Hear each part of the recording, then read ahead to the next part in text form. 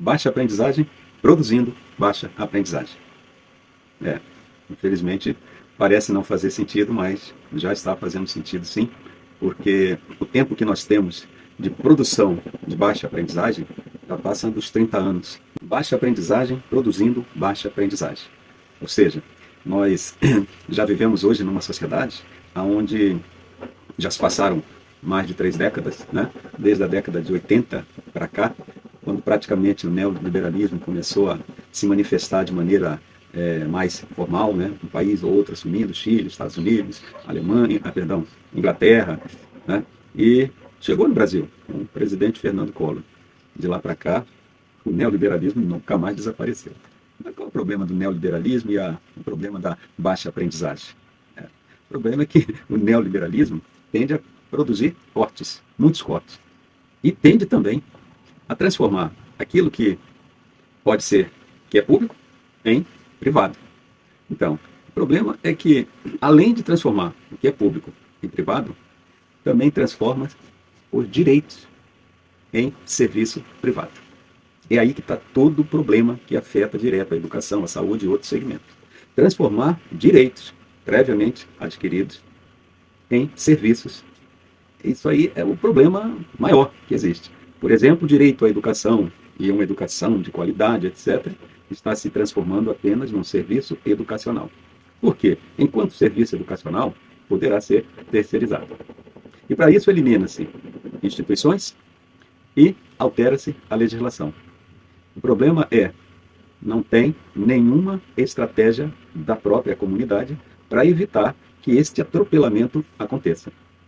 Ou seja, ao menos uma possibilidade existe, que são os conselhos municipais, conselhos comunitários, porque uma vez que um conselho passa a ser uma instituição, passa a ter a sua lei, passa a ter o seu regimento interno e prestar um serviço social.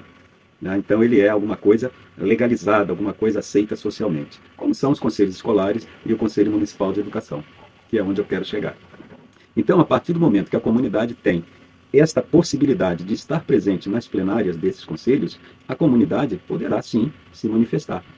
O problema é, se a comunidade que hoje vai estar nas assembleias, será que eles já não são frutos de uma baixa aprendizagem? Será que eles já não têm dificuldade para ter uma visão holística, cósmica, ampla, e conseguem enxergar apenas aquilo que está muito próximo e com aquela concepção de que o governo, o executivo, ele substitui o rei e o rei manda em tudo, e se o rei manda em tudo, a gente que está aqui embaixo, a gente só tem que obedecer, né? Manda quem pode, obedece quem tem juízo e por aí vai. Tem pessoas que acreditam ser assim por falta de leitura, por falta de estudo. E não é pouca gente. Então é muito interessante ter uma geração, às vezes, uma geração inteira, onde grande parte das pessoas, por motivo de baixa aprendizagem, consegue aceitar com facilidade mesmo aquilo que vai contra ela mesma. Né? Imagina se um papai ou uma mãe soubesse disto que eu estou falando agora, como eles agiriam. Se eles soubessem disto que eu estou falando agora, de que a baixa aprendizagem é um projeto neoliberal, né?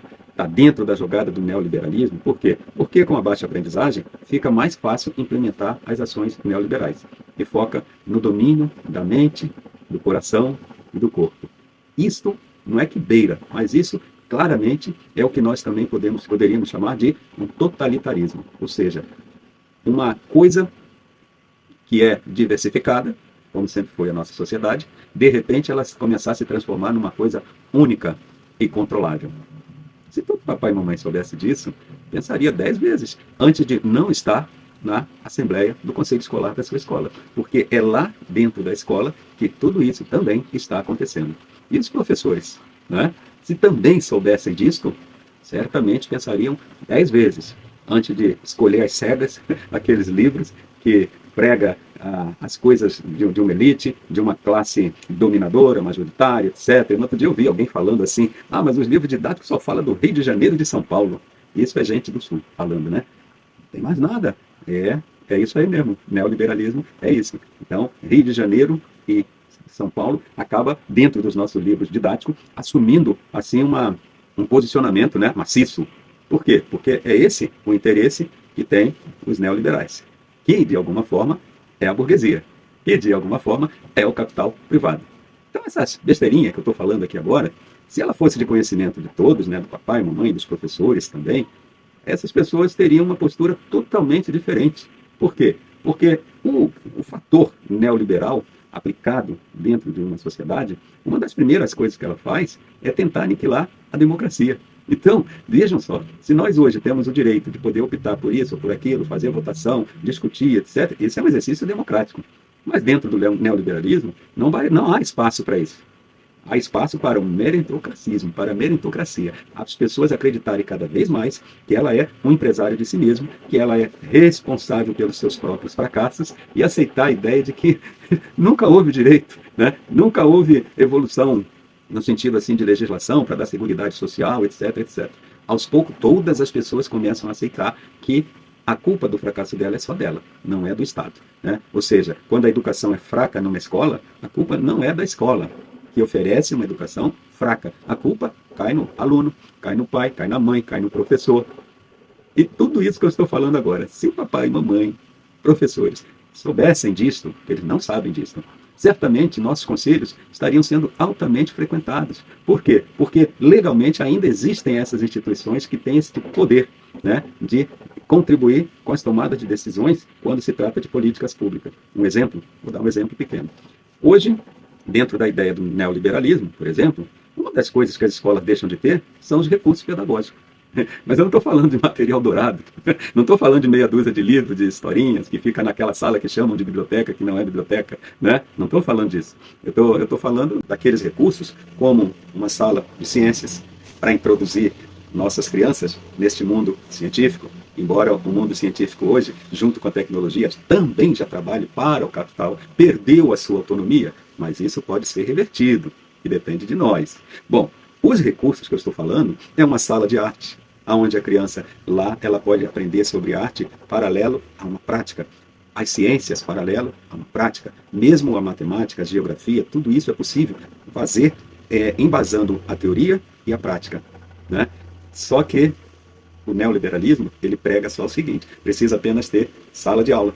Tem sala de aula, tem escola. Então, esse é o problema da falta de recurso nas escolas, produzido por essa implementação neoliberal. Nesse formato neoliberal, nós percebemos claramente que as escolas estão sendo invadidas, né, com os conceitos empresariais. Por quê?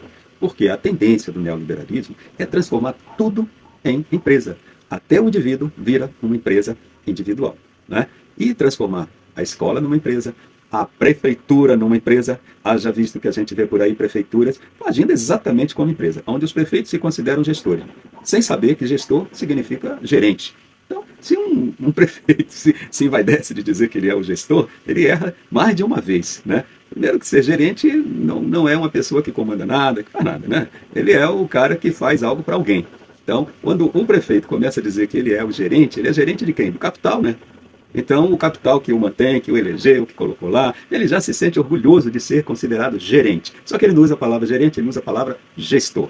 E aí essas mesmas pessoas, por falta de algum tipo de combate, de debates, etc., eles foram introduzindo, né, competências, habilidades, planilhas, gestão escolar, gestão escolar. Desde quando gestão e escolaridade se relacionam? Só nessa cabeça neoliberal, né? Que é um esquema que não cabe aqui dissertar sobre ele. Quem quiser vai dar uma pesquisada, vai lá em 1930, ver como que tudo começou, como que as coisas começaram a ser implantadas, e aí você vai entender em que pé está o Brasil, e como que as coisas estão sendo implementadas no Brasil de uma maneira paulatina, bem certinho, né?